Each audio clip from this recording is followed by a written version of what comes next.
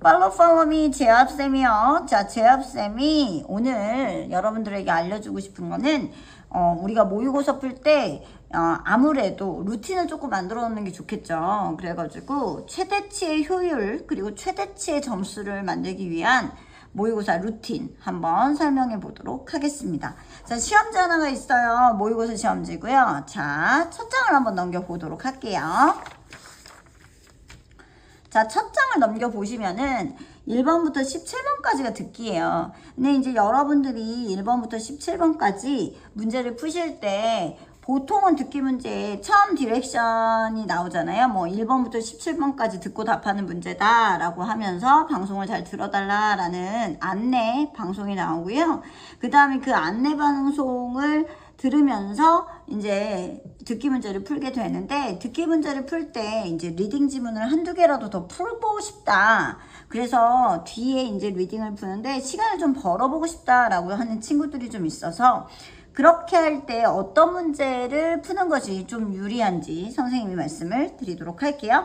자, 1번부터 17번이에요. 그래서 1번부터 17번 듣기를 쭉 보시면서 초반에 디렉션을 들을 때는 우선은 제일 좋은 문제는 여러분들 18, 19, 20 요 세 문제가 아무래도 듣기 문제를 풀면서 왔다 갔다 풀기가 나쁘지 않은 문제죠. 그래서 이제 18번 지문 같은 경우는 19번, 20번까지 사실은 정답률이 90% 넘는 지문들이거든요. 그러다 보니까 주로 큰 생각이나 아니면 엄청난 독해력을 요하는 지문들이 아니에요. 그렇기 때문에 이제 해당하는 부분만 읽고 답을 얼른 고를 수 있는 문제라고 보시면 되고요. 18번 목적 문제 같은 경우는요, 주로 이제 마지막에 용건을 쓰는 이메일이 많이 나오거든요. 서한이나 이메일 이런 것들이 나오기 때문에 그 마지막 문장을 잘 읽으시면서 찾으시면 되고, 심경 변화는 중간에 심경이 바뀌는 부분이 있어요.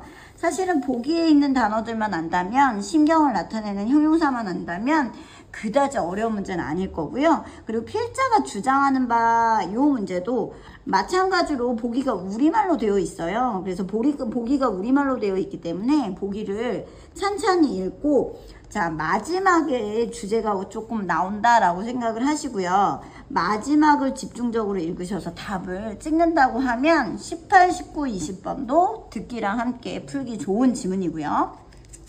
그 다음 두 번째는, 선생님 또 그럼 다른 문제 없을까요? 한다 그러면 그렇죠. 4페이지에 25번부터 28번 지문, 요 4개는 일반적으로 친구들이 많이 풀어요. 예, 듣기 하면서 많이 푸는데, 특히 도표 문제는요, 정답이 3번, 4번, 5번에 있습니다. 특히 도표를 보고 증감에 관련되거나 아니면 최고다, 가장 크다, 가장 적다 이런 류의 표현들을 보면서 도표에서 3, 4, 5 문장을 읽고 역으로 찾아가지고 답을 찾으시면 거의 틀리지 않고요. 26번 누군가의 일대기나 위인전기 같이 그 사람의 이제 일생을 나타내는 그런 글도 또한이요. 보기 1, 2, 3, 4, 5가 다 우리말로 되어 있으니까 이 문장을 지문에서 찾는 걸로 보시면 좋을 것 같아요.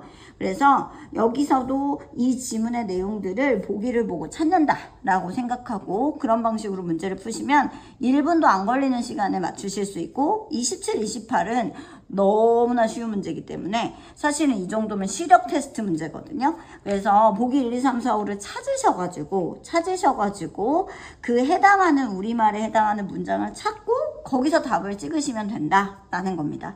그래서 굳이 이제 우리가 듣기를 풀면서 푼다라고 하면 아까도 말씀드렸지만 18, 19, 20번이라든지 25번에서 28번 이렇게 잡아가지고 듣기를 하실 때 그 정도만 풀고 가셔도 굉장히 뒤에 지문을 읽어내시는 데 있어서 굉장히 도움을 받지 않으실까 합니다. 그리고 두 번째, 이번에는 루틴을 잡아 볼게요. 자, 듣기가 끝난 상황에서 내가 이제 몇 개를 풀었어요. 그런 다음 문제를 풀 때는 보통 18번서부터 어디까지 푸시면 되냐면요. 그렇죠. 보통 30번까지 가시면 진짜 좋을 것 같아요. 30번까지 가시면 물론 29, 30이 변별하는 문제이긴 하나 29, 30까지 가셔가지고 문제를 한 호흡에 푸시는 거죠. 게다가 듣기를 풀면서 만약에 이제 25번부터 28번까지를 푸셨다고 하면 더더군다나 도움이 되실 거라고 생각을 해요. 그런 다음에 29, 30에서 빈칸을 제외하시고, 그러니까 빈칸을 남겨놓으신 상태에서 어디로 간다? 그렇죠. 8페이지. 마지막 8페이지로 가시면 되겠습니다. 장문독해로 바로 가세요. 그래서 1번에서 17번 듣기를 지나서 18번에서 지금 30번까지 푸신 다음에 41번에서 45번, 즉 장문독해를 푸시는데요. 이 장문독해는요, 사실은 시간만 있으면 문제 난이도가 그렇게 높지 않아요. 그리고 지문이 길수록 단서를 많이 주기 때문에 41번, 45번 요 세트를 풀으시면 됩니다. 그럼 41, 42는요, 우선 단서를 드리면 패러그랩이 두 개로 나눠져 있을 겁니다. 근데 이제 첫 번째 패러그랩에서 제목을 찾으셔야 하고요. 그 다음에 문맥 낱말이 다른 거 해가지고 두 번째 패러그랩에서 C, D, E 중에 답을 고르시면 돼요. 보통은 답이 나올 수 있는 장문독해의 답은 사실은 위쪽에서 나오기가 문맥상 낱말 문제가 힘들기 때문에 첫 번째 패러그랩을 처음에 딱 읽고 주제를 잡는다 라고 생각을 하고 읽으시고요. 첫 줄을. 그리고 두 번째 패러그랩에서 반대되는 어휘를 넣어가지고 문맥 낱말을 찾으신 다음 마지막 세 개는 사실은 장문독해에서 가장 쉬운 유형이라고 생각하시면 돼요. 순서는 어떻게 가시냐면 45번을 먼저 읽습니다. 45번을 읽으면 우리말로요 거의 스토리가 나와요. 왜냐면 43에서 45는 이야기인지라 어떤 일화나 이야기인지라 시간 순서대로 가거든요. 그러다 보니까 45번의 대강 스토리를 잡으신 다음에 그 다음에 순서를 잡고 그 순서를 잡는 과정에서 가리키는 대상 지금 히에다가 밑줄이 그어져 있거든요. 히, 미 뭐 이렇게. 그래서 등장인물 두 사람, 세 사람이 나오면 이니셜로 표시해 가면서 답을 찾으시고 중간에 답이 나오시면은 찍고 넘어가시면 되겠습니다. 자, 그래서 자 1에 18번에서 30번까지 풀고요. 그 다음 41번에서 45번 장문독해를 마쳤습니다. 그 다음 어디로 가냐라고 했을 때 그렇죠. 마의 순서 흐름 통일성 문제로 갑니다. 35번에서 40번까지 가겠습니다. 35번부터 39번까지는 5가지 단서가 굉장히 중요한 문제였어요. 첫 번째 단서가 뭐였죠? 우리가 이제 이런 글의 통일성 문제는 단서를 찾는 부분이 굉장히 중요한데요. 첫 번째는 그렇죠. 연결사를 보시는 거 굉장히 중요하고요. 두 번째는 지시사죠. 지시사 this, that, those 이런 것들. 세 번째는 대명사입니다. he나, she나, it 이런 것들. 그 다음에 네 번째는 핵심 단어가 연결이 되는 부분 확인하시면 돼요. 핵심 단어라는 것은 위에서 언급한 단어를 또 단어로 지칭하느냐 안 하느냐 그걸 말하고요. 다섯 번째는 관사예요. 관사가 처음에 지칭할 때는 어를 붙였다가 명사를 그 다음에 더로 바꿔주는 부분. 그러니까 이런 것들을 핵심 사항이라고 보고서 35번부터 39번을 해결을 하시면 되겠습니다. 그리고 이제 40번 요약문 같은 경우는요. 자, 요약문에 둘둘 하나라고 그래요. 그래서 1번, 2번 같고요. 그 다음에 3번, 4번 같잖아요. 그래서 A에 두 가지 같은 것들을 넣어서 요약문을 먼저 완성하셔가지고 주제를 대강 파악하신 다음에 주제를 찾으셔가지고 이제 답을 정하시면 될 것 같아요. 그래서 이제 세 번째 파트가 이제 흐름 파트와 요약문 파트입니다. 자, 그러면 자 여기까지 풀었을 때 내가 시계를 딱 봤더니 10분에서 12분 정도 31번에서 34번을 풀 수 있는 시간이 남았다고 하면 내 지문 다 읽으시면 됩니다. 근데 내가 아무리 봐도 10분이 채 남지 않았거나 그거보다 더 부족한 시간이 남았다면 31번, 32번 두 가지만 집중 공략하시면 되겠습니다. 그래서 빈칸은 사실은 1등급짜리 친구들도 쉽게 막 이렇게 맞출 수 있는 지문은 아니잖아요. 그러니까 항상 염두에 두실 것이 빈칸 문장은 주제문이나 주제문을 통해서 단서를 잡는 그것을 추론할 수 있는 문장이다라고 생각하시고요. 가장 큰 단서는 패러프레이징입니다. 주제문을 다시 썼다라고 생각하고 접근을 하시는 것이 그래도 이 문제를 맞출 수 있는 가장 큰 가능성을 가진 힌트가 아닐까 싶습니다.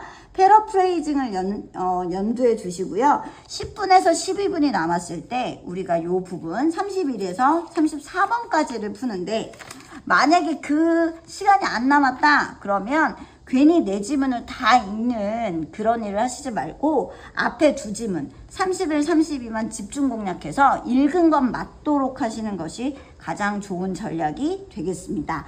다시 한번 정리합니다. 자, 1에서 17번 듣기를 풀었어요. 자, 듣기를 풀면서 우리가 할 수 있는 최선은요. 그렇죠. 앞에 뒤에 리딩 지문 중에 몇 개를 좀 풀어보면 좋겠다라고 얘기했고 18번에서 20번일 수도 있고 25번에서 28번일 수도 있다라고 말씀을 드렸습니다. 자, 그래서 풀고 30번까지 풀어서 주제 요지 파트를 완벽하게 마스터를 한 다음에 그 다음에 어디로 간다? 그렇죠. 마지막으로 갑니다. 장문독해로 가겠습니다. 장문독해로 가서 이 장문독해 세트를 충분한 시간 안에 찬찬히 풀어주시면 되겠고요. 장문독해 41번에서 45번을 가신 다음엔 35번에서 40번, 즉 우리가 흐름이라고 얘기하는 이 5가지 단서, 우리가 글의 통일성의 단서들이거든요. 이 5가지 단서를 단서 힌트로 삼아가지고 그걸 기준으로 순서를 찾거나 관계없는 문장을 빼거나 아니면 문장을 삽입하는 문제, 그리고 요약문 완성까지 해결을 합니다. 그래서 10분에서 11분에서 12분, 10분에서 11분이 남으면 내 지문 다 공략이 되겠지만 만약에 그 시간이 안 남는다면 그 시간이 안 남고 너무 부족히 남았다면 31번, 32번 두 개만 공략하자. 33, 34는 포기해도 된다. 그래서 여기에 모든 힘을 실어서 답을 찾아야 하고 빈칸 추론은 가장 중요한 힌트는 패러프레이징이다. 말을 바꿔서 표현할 거다라는 생각을 꼭 하시면서 답을 찾아주시기 바랍니다. 루틴대로 정확하게 푸셔서 항상 모의고사에서 최대한의 점수를 맞도록 노력하시면 되겠습니다.